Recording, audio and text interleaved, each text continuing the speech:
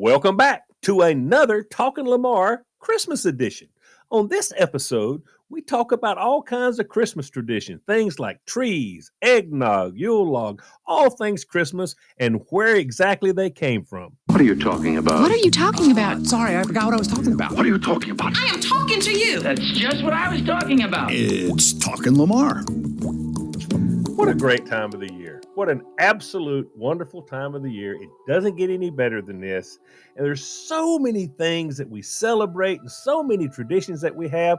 So I started looking into a few of them to see exactly where they got started. So the first thing we're going to talk about is Christmas trees. Now, Germany first introduced decorated trees in the Middle Ages, but the custom spread to America by the early 19th century. A New York woodsman named Mark Carr is credited with opening the first U.S. Christmas tree lot in 1851. A survey they did back in 2019 by the American Christmas Tree Association predicted that 77% of U.S. households displayed a Christmas tree of some sort in their home. Among the trees on display, an estimated 81% were artificial and 19% were real. I'm a little shocked by that. Are y'all? By how many are artificial? The ratio, yeah. You know, I too am a little surprised. I have no fight with an artificial tree. Kev doesn't want one. I would like to have a pink or silver one myself, but he insists on a real tree. Listen, I wonder. I love an artificial tree. That's everybody that has them loves them. I wonder, and you may know this, like who was the first brave soul who said, you know what the world needs? A fake Christmas tree. And everyone said, no, that'll never work. And then, Yep. The rest is history, Listen, Balsam Hill. I used to be real tree. But after so many Christmases of my kids watching out the window while I'm out there trying to saw the bottom off so it fits into the tree stand and not being able to get the tree stand and cussing it out and raising Cain and then dragging it into the house, getting it to stand up right, then it's my job to put the lights on. Putting on the lights on the Christmas tree, it's a horrible, horrible job. I learned the trick that once you get some of them on, you step back and you squint your eyes and you can tell where the spots are that you need to move them around. But I hate it. I hate it. Then I went to the artificial tree and I went back and forth over the time, artificial, real.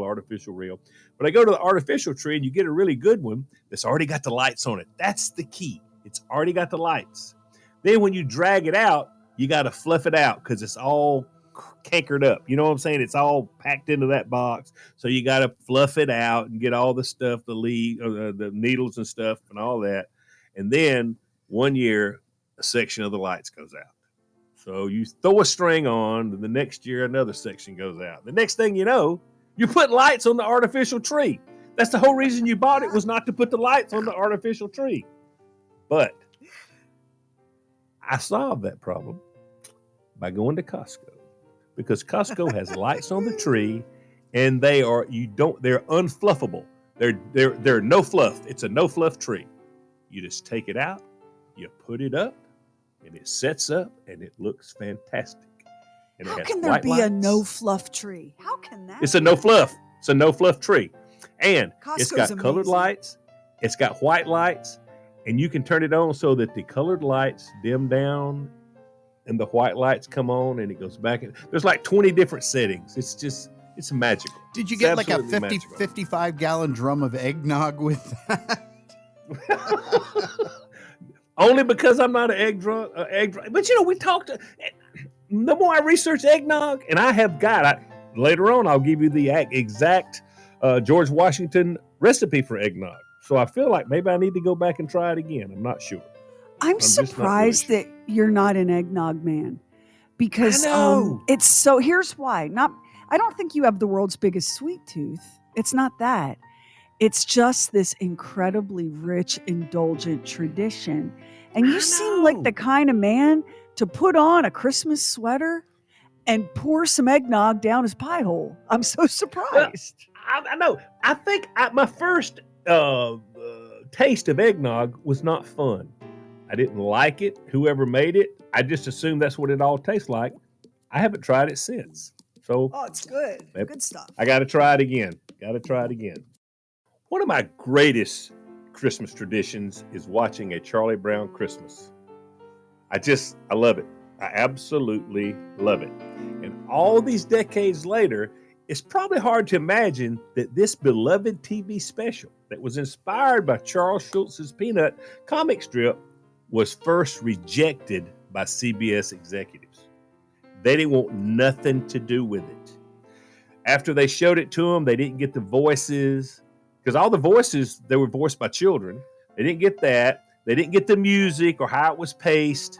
And they were sure it was going to be an absolute disaster. But the problem is they already had it on the schedule, and they said, we're going to show this one time and be done with it. So it finally aired on December the 9th, 1965. Almost half of all the TVs in the country, over 15 million, were tuned in to the broadcast. The show went on to win an Emmy. It won a Peabody. It's got a huge following. It even created a trend of Charlie Brown Christmas trees. I never thought it was such a bad little tree, Linus says in that special. It's not bad at all, really. Maybe it just needs a little love. I watch this every year. I never miss it, along with Rudolph the Red-Nosed Reindeer and the original When the Grinch Stole Christmas. I mean, I love those things. And I think the Charlie Brown Christmas is just huge. It's huge. I love it. Absolutely love it. Lamar, I am not even a little bit surprised that the programming executives at CBS didn't get it. Oh, yeah. I think if people knew the extent to which the folks who make decisions for what you get to listen to or read or watch, if you knew like how cynical and contemptuous of you a lot of those folks are, not all of them, but a lot of them, you'd be so pissed you might not watch anything or listen to anything ever again. Well, see, this was at the time when you only had 3 channels. And so you had 3 gatekeepers, basically, 3 gatekeepers deciding what you saw. Now, there's so many different ways to watch that if you've got something that's a little weird, there's a place to show it. You know what I'm saying? If you want to be a little bit out of the box, there's somebody that will stream it or show it or whatever. And it has really gave us another level of entertainment.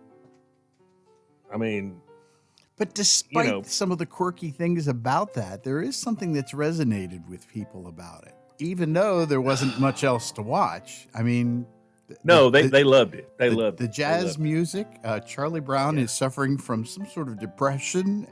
Yeah. I think that's what the decision makers struggled with, was that the pacing, like when you think about the Peanuts comics, just on the printed page, but now think about the TV versions, the pacing of it is measured and slow. It doesn't have that frantic Saturday morning cartoon vibe, right? No. And the children in the Charlie Brown universe are not very childlike. Charlie Brown has depression and lives in a full-blown existential crisis. Yep. Lucy's has no taking advantage of that. Yeah. Linus is a 60-year-old man in a child's body. Think about it. And then the Snoopy, I can see how they were just bewildered by it. But it just goes to show you that don't assume that everything you see is the best that was available to show you, because a lot of really great stuff never gets past those gatekeepers. Yep, that is exactly right. Now, here's one that I was not familiar with, and probably maybe you will be, but I was not. Christmas pickles. If there's a pickle among your snowman or your angel and reindeer ornaments, you're likely taking part in the American tradition of hiding the green pickle ornament on the tree so that the first child to find it either wins a gift or gets to open the first present on Christmas morning. How this started is a little bit murky, but it likely grew from a Woolworth's marketing gimmick from the late 1800s. The retailer received this huge amount of imported German ornaments, and they were shaped like a pickle. And they had to get rid of them. So it needed a sales pitch to get rid of them. So they sort of invented that tradition, if you hear, to sell their pickles, and That's it caught pretty on. cool. I mean, It's it is pretty cynical. cool. It's cynical AF, but the Yeah, fact yeah, that it yeah. became a charming tradition is pretty cool.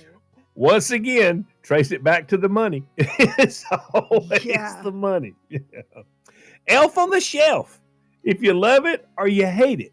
Since 2005, moms and dads have either been happy or begrudging or whatever, but they have been hiding a toy elf each night from Thanksgiving to Christmas, and more than 13 million elves have been adopted since 2005, when Carol Ebersold and her daughter Chonda Bell published the book Elf on a Shelf, A Christmas Tradition. It comes with the toy. Social media has even inspired parents to set up elaborate scenarios for their elves, like he TP'd the tree, or she filled the sink with marshmallows. Now Snoop Dogg and Martha Stewart, they're in on the gig. So it still keeps getting cooler and cooler. I don't see the Elf on the Shelf going anywhere. I really don't. I really don't. I did when my girls were little. We did Elf on the Shelf. I had many years where we did Advent calendars, Elf on the Shelf, and my girls went to a language immersion magnet school, so we also did Hanukkah and Kwanzaa and a handful of other traditions from around the world. And I'm here to tell you, I would skid into Christmas morning on fire and exhausted from all of that. And the Elf on the Shelf. See, here's the thing. The Elf on the Shelf was the worst, and I'll tell you why. As everyone knows, you can't touch the Elf on the Shelf with your hands or you'll mess with his or her magic. So the Elf on the Shelf has to be moved. If the children witness you moving the Elf on the Shelf, you have to use oven mitts or barbecue tongs or whatever. But the Elf on the Shelf can't move until everyone goes to bed at night, when the elf flies back to the North Pole and snitches get stitches, Mr. Peppermint. But you rats on all of us. And woe to you if your elf forgets to go to the North Pole, Lamar, if you know what I mean. Your elf, maybe it was a real busy Wednesday night and your elf forgot to go to the North Pole, and then the next day, that's a problem. Your child, maybe your child's name is, I don't know, Karamia, bursts into tears. Did Kevin touch the elf and kill him?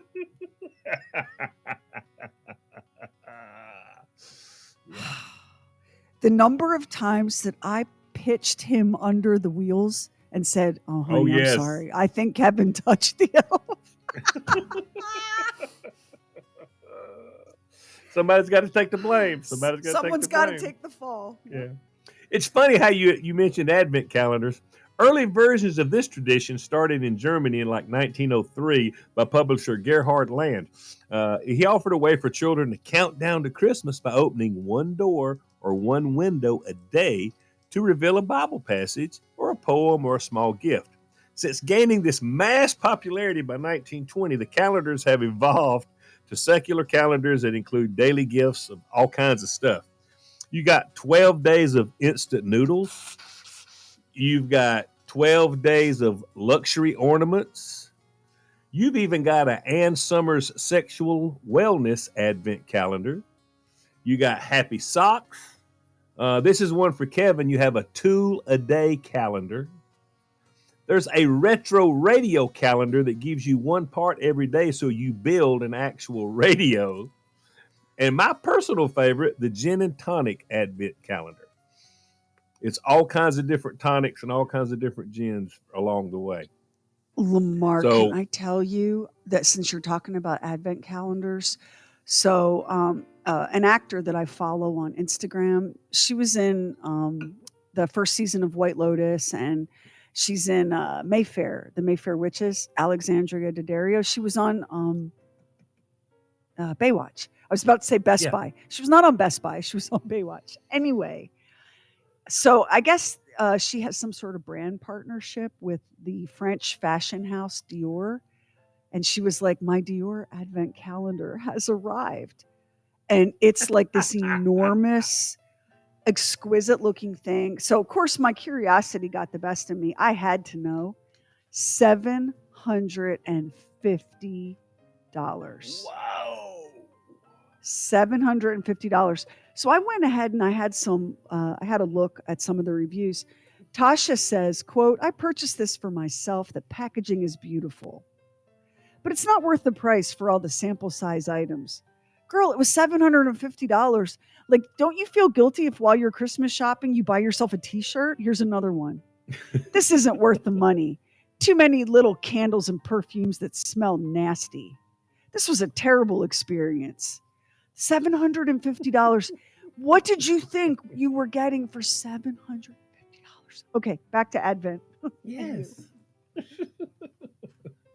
Now, this is something that I've never been familiar with, the Yule log. Yule logs were part of an ancient winter solstice celebrations, but it was Americans who turned the wood burning into a must-see TV type thing.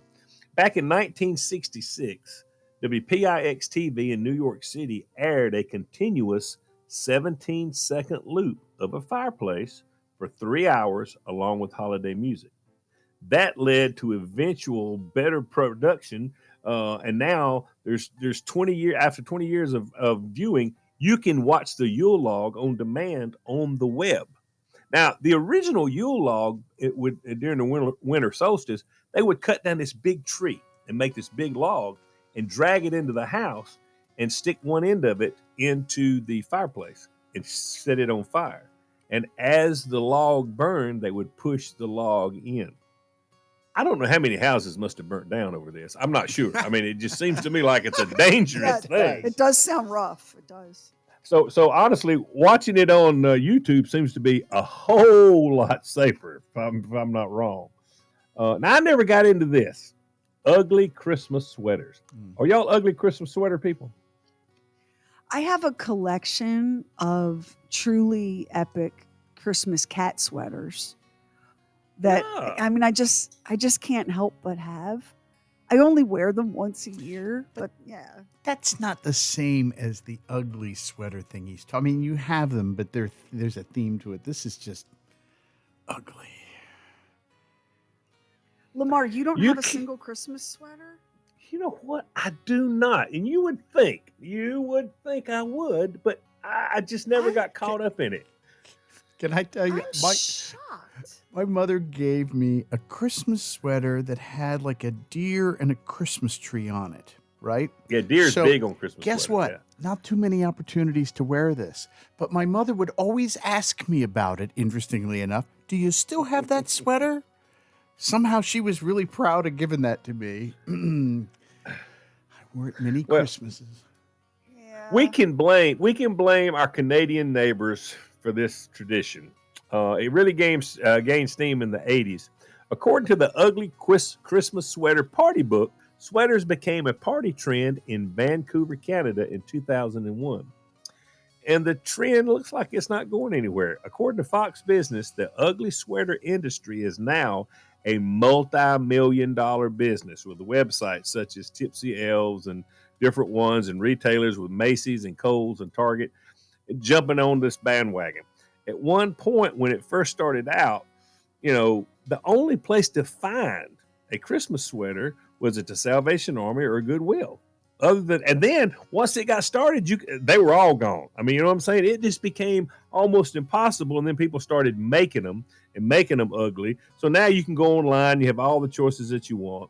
I don't know. I just never got into it. Am I the only person that's sitting here like completely shocked that Lamar does not have a Christmas sweater and he doesn't have some eggnog by the fire? What in the world? I'm so surprised. I'm letting a lot of people down. I trust that I am. I'm letting a lot of people down. But maybe when I try my eggnog this year, I'll get a sweater and do both things at the same time. Maybe I'll do that. Maybe for the for our Christmas tree lighting that we do on the Bob and Sheri show, maybe you could show up for that with some eggnog and a reindeer sweater. Planting the seed. There you go. Planting the seed. Okay, here's a tradition: cookies and milk for Santa. Well, this is pretty simple. I assume this tradition started when people realized that the least they could do for somebody that once a year stops at your house, comes in and brings presents while you're asleep, is to leave a few cookies and a cold glass of milk. This is a hardworking guy. I mean, I don't. This is no mystery. I'm surprised it took that long. He not only took the cookies and the milk, but he would write a note to us. Oh yeah, yep. That's pretty nice. That really is pretty nice.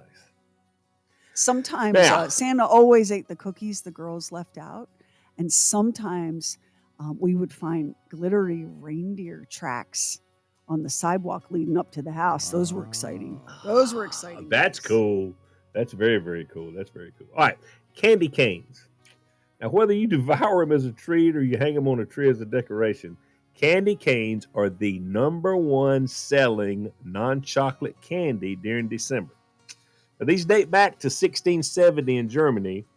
A priest wanted to keep the kids quiet during the service because people get, how kids get tired and, can't be still. So he wanted to give them some candy to keep them occupied.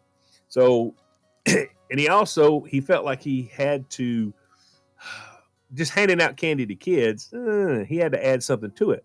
So he looked at it. The red stripes that they represent the blood of Jesus. The white stripes represent the purity of Christ. And then the J, he had them bend it into a J shape, and that represents the name of Jesus. Now, they arrived in America in 1847 when a German-Swedish immigrant in Worcester, Ohio, placed them on a tree. And by the 1950s, somebody had come up with an automated candy cane making machine, and buddy, it took off then. And because they could make tons of them. And, I do love a candy cane. I do. I like a candy cane. So I like always, a candy cane. I like a candy cane. Yeah. Like a I don't singular like a bunch of them, candy cane. but I have one, and I do like it. I do like it. Now, what we've been talking about earlier, boozy eggnog. All right. Everybody says nothing makes the holidays like a glass of spiked eggnog. But this Yuletide cocktail stems from posset or posset. I don't know how you pronounce it. It's a drink made from a drink made from hot curdled milk and ale or wine from medieval England. That's where it started. And American colonists get credit for making it popular and adding rum to it because rum was cheap. They could get a hold of rum and it was cheap, and that's what they did. Like I say, I've never been a fan, but George Washington had a special recipe. 12 eggs, half a cup of sugar, a fifth of bourbon, a half a teaspoon of salt, a quart of whipping cream, a cup of milk, and 1 or 2 teaspoons of nutmeg. Now, he really added the liquor to it. And I think we had talked about this before. It was a tough one. Listen, if you could drink his eggnog, you was a man. I mean, he made it strong. It was very, very strong. Woo! And I've got the actual recipe with directions, and we'll post this on the website if you want to give it a shot. Whatever. I'm just not sure about it. I'm just not the egg. I think we should post it, for Yeah, we anybody need to that post wants it, to though, try 'cause- it. Yeah, because this is supposed to be this is a famous recipe, and he's the one that came up with this exact recipe. So, now, do you have door wreaths on your house? Do you have wreaths on your doors? I just hung a wreath on my front door. Yeah. Well, they've been Just. around since the ancient Greek and Roman times. But the evergreen Christmas wreath, often adorned with bows of holly, it eventually took on a Christian meaning with a circular shape representing eternal life, and the holy leaves and the holly leaves and the berries are symbolic of Christ's crown and the thorns and Christ's blood. But today's wreaths, which come in every kind of variety, you can get a Christmas wreath. There's no limit. There's just no limit. I mean, you get flowers, you got fruit, you got the glass balls, you got ribbons, you've got college teams, pro team. I mean, you've got every possible. You can get a wreath for anything that you want to. That's big, big business. Big business. Now, I saw, and I'll never forget it as long as I live. And I hope someday to be the kind of person who has this kind of time on her hands. This was a Martha Stewart creation that I saw Martha do on TV. That's how long ago, and it stuck with me. Yeah. So you go to the grocery store and you get you many, many bags of fresh, raw ocean spray cranberries. Lamar, I know you don't know where cranberry sauce comes from other than a can, but it's made from cranberries, which grow in bogs. And you can I've actually heard buy, of that. get ready. Woo, I hope you're sitting down. You can buy cranberries that don't have the seams of a metal can on them. So anyway, I don't know you how go you to know how to cut it, but that's your business. I mean, you go, you go to Michael's and you get you a styrofoam ring. Then you go to the grocery store and get many, many, many, many bags of fresh raw cranberries, and you get a big container of straight pins, and then you go home and you spend. I don't even know how much time this would take, but you put a straight pin in each cranberry, and then you insert that cranberry into that styrofoam ring until that oh entire my ring god, is covered in cranberries. Then you slap a green ribbon on, or a gold ribbon or whatever kind of ribbon on that bad boy and hang it on your front door. And Martha said that unless you live in a really hot climate, that you don't have to worry about the cranberries rotting. They'll make it right through the festive season. Dude, what would you give to have that kind of time? they sell those things every. I mean, I'm sorry, that's a lot. I can't That even is a lot. imagine. I cannot even imagine. Now, now we determined. Do you send out Christmas cards? In years past, I have. I admit I've dropped the ball since COVID. It's just, I don't know. It gets away from me. How about you? Huh? Well, we do, but it's not even anywhere close to time. Carla never sends them out till the 23rd. I mean, she she starts talking about it in November, but we never get them together until the 23rd. But the first official Christmas card was in 1843 in England, and it had this simple message: "A Merry Christmas and a Happy New Year to you." And it gradually caught on in both Britain and the U.S. And then they started, packaging them with an envelope. And I know you're going to be shocked at this. The Hall brothers, which is now Hallmark, they created the folded card with the envelope in 1915. And today, according to the Greeting Card Association, more than 1.6 billion holiday cards are sold annually. Now, let's not even talk about the racket they have with Valentine's Day, Mother's Day, Boss's Day, and all the other days. Hallmark is killing it. Killing it, killing it, killing it. I mean, And it hasn't really, people thought one of the predictions with the internet was, oh, it's the end of the greeting card industry. And as best I can tell, it hasn't been the end of the greeting card industry. It just gave the greeting card industry a reason to charge like between $4 and $7 for a single oh my greeting card. gosh. I tell you what I did years and years ago. Carla and I finally, because I go, you buy a gift and then you go get the card and you're going, oh my gosh. So my point was, if you get the card, if you want to write a little something on a piece of paper, something. Now, I'm not spending $7 or $8 on a card. I mean, I'm just not doing it. I'm not. It's nuts. It's nuts. I Now, when remember it the comes, first time we realized this. Max's mom, may she frolic in the fields of heaven. Max's mom, the one thing in this world that mattered to her Mm. was a greeting card for an occasion sent through the mail with an actual stamp. Yeah. You could have dug Elvis up from his grave and had him singing on her doorstep, and she'd go, "That was nice, honey, but you didn't send me a card." Yep. Like all she wanted was a card, and I can't remember if it was Mother's Day or her birthday one year, but Max comes into the studio and goes, "Do you know what greeting cards cost?" Because it had been like $8. it is That nuts. was It is he was the nuts. canary in the coal mine. He was the first person to catch that I saw. I mean, it's crazy. It is crazy. And you can go something. Listen, go to the dollar store. You know what they sell them for? $1. It don't A say dollar. Hallmark on it, but it's $1. Well, we dress the schnauzers in sweaters and do it at the drugstore, and it's actually cheaper than buying the cards. Oh yeah, no Oh yeah, question. No yeah. question. Now, when it comes to watching movies at Christmas time, Frank Capra's got the classic. Okay, it is the classic with Jimmy Stewart playing George Bailey. It's a Wonderful Life. He's a suicidal man who is shown what life would be like without him by an angel. But before becoming an annual TV viewing tradition, the movie, when they released it, it flopped at the box office. I mean, nobody I've went to heard see it. that. And we don't know really why. Is there a theory why it tanked? I don't know because it received 5 Oscar nominations. It didn't win, but it had 5 nominations, but people just didn't go see it. It was Jimmy Stewart's first movie after he came back from World War II. And if you notice in it, he's really thin. And he said it was his favorite movie he ever did. And Frank Capra said it was his favorite movie. So there were a lot of people that liked this movie. And I don't know if they didn't market it right or what exactly happened with it, that it was such a flop at the box office. But of course, it was when the trademark ran out on it. Yeah. Somebody forgot to redo the copyright in the 70s, and that allowed TV stations to air it for free. So, if they're going to get to do it for free, they're going to put it on there.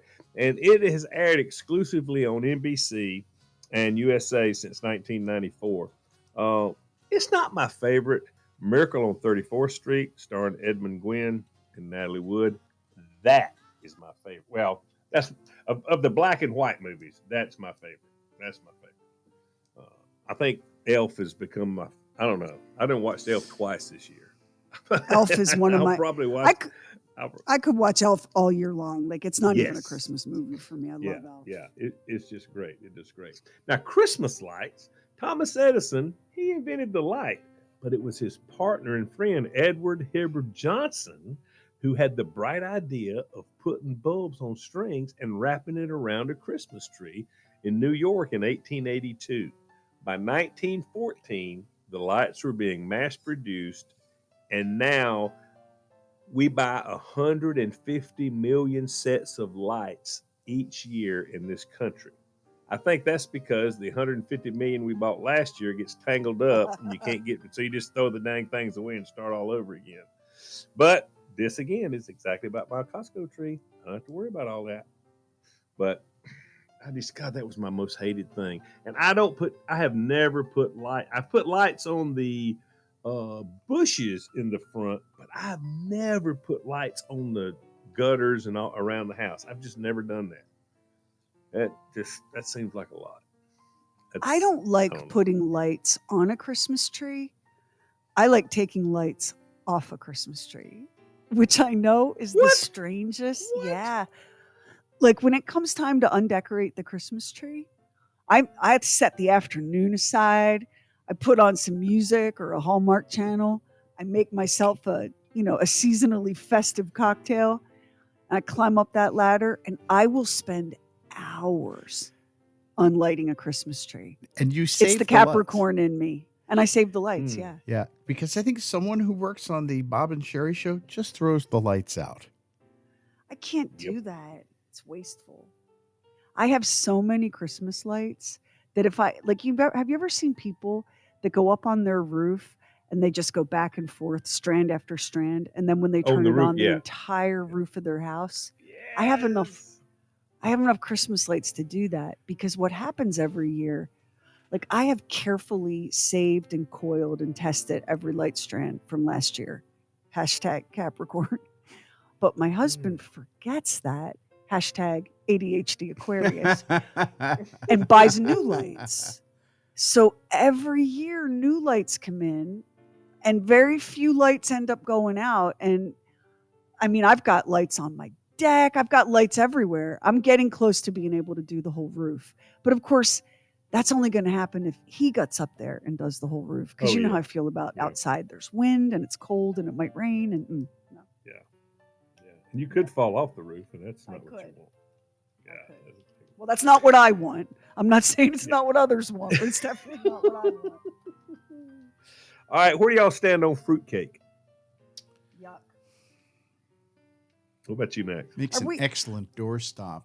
I mean, are we talking the nasty kind with the brightly colored candied fruit? Well, I mean, yes. This is a big deal in Britain. They like it. Princess Diana and Kate Middleton both served it at their weddings. Fruitcake. But those are British people. That's a tradition, a British tradition that they brought to us. I don't hate it. I mean, I don't hate it. I really don't hate it. My mother used to get the fruitcake and then eat some of that. That's good. That's fruit. Oh yeah. Then she would make these cookies that were like fruitcake cookies. Cookies. So the problem was they looked just like the chocolate chip cookies. Imagine the disappointment when you bite in and find out it's that nasty bright colored candy fruit and not chocolate chips. I just don't like fruitcake. I'm not a hater. Like I want everyone else who likes it to absolutely like build yourself a house out of it. It has a weird freaking taste, like an aftertaste. You know the aftertaste. It does. It does. It does have an aftertaste. It does. And Now, Lamar, I've had some people that actually cooked it fresh, but we always got a Claxton. I'm assuming that's nationwide. Claxton fruitcake. Oh yeah, From Claxton, those Georgia. are the legends. Yep. Yep. Claxton fruitcake. You're just such a man of many enigmas and mysteries because you're over here going, I got no Christmas sweater. I ain't drinking any eggnog. I'm not going to kick a fruitcake out of bed. What? I mean, I don't go buy it, but if I walk by a little buffet or something or a little party and somebody's got fruitcake, I'm like, yeah, I'll eat it. It's funny because when you talk about that being fruit, that is fruit like those plastic apples in the bowl is fruit. I mean, it's fruit, exactly. For the longest time, like most of my life, because we all grew up with parents and grandparents who were like, it's fruitcake, try it, you'll like it, it's good. Kids will eat anything, right?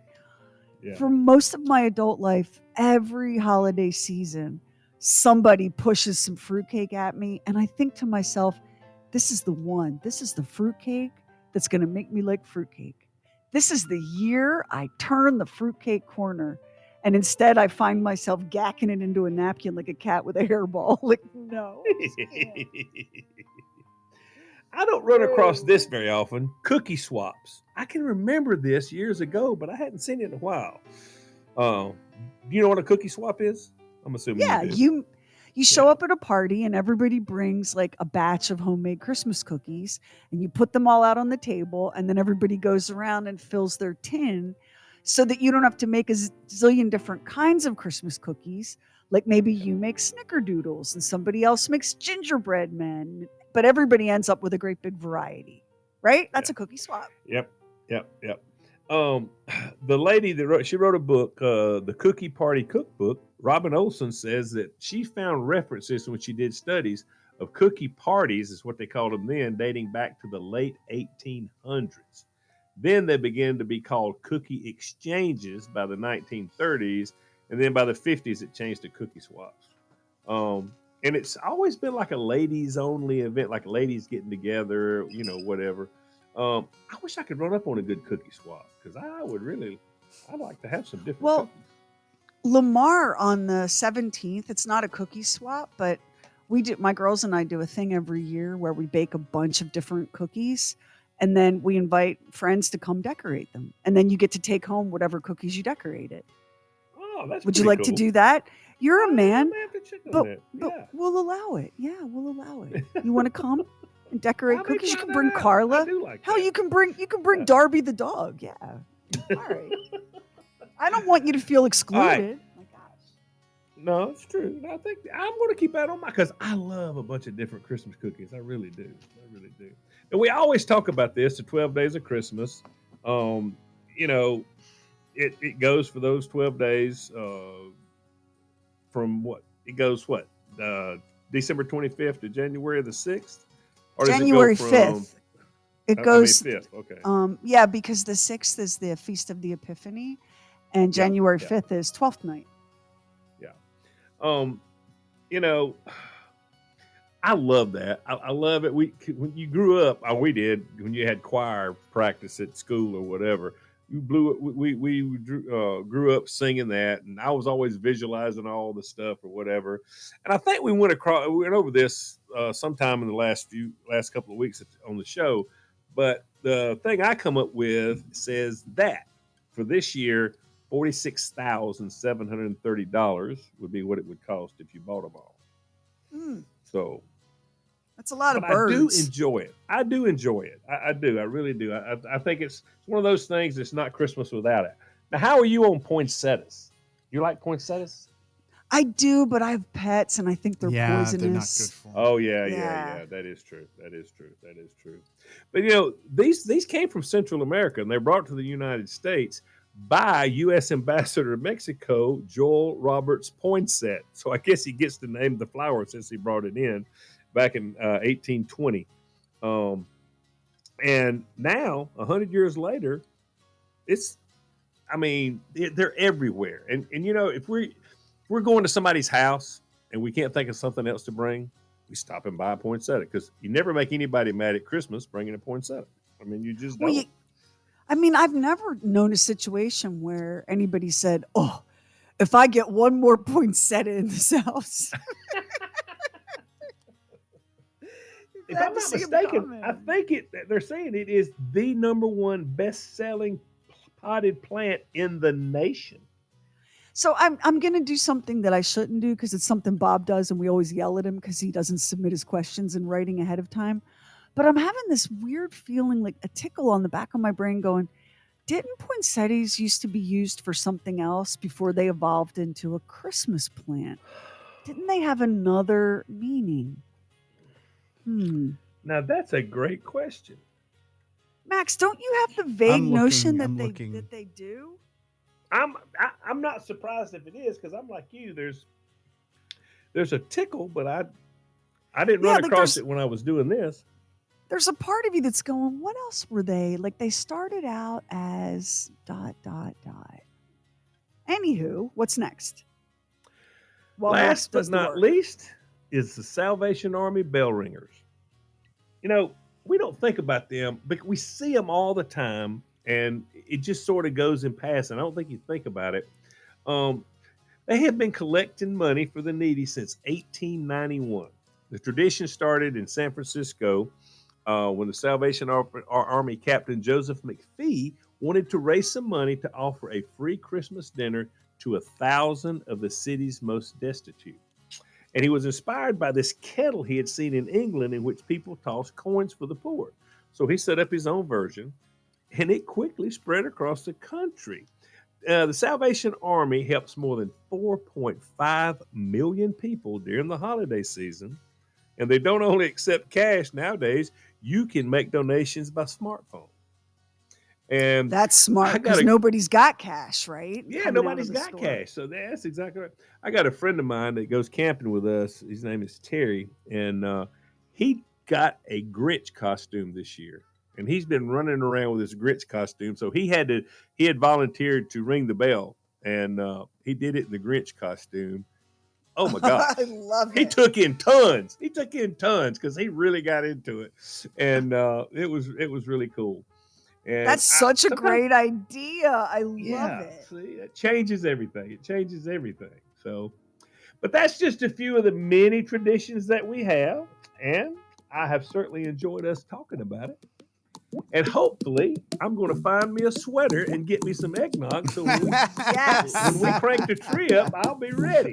That's going to have to do it for this episode of Talking Lamar.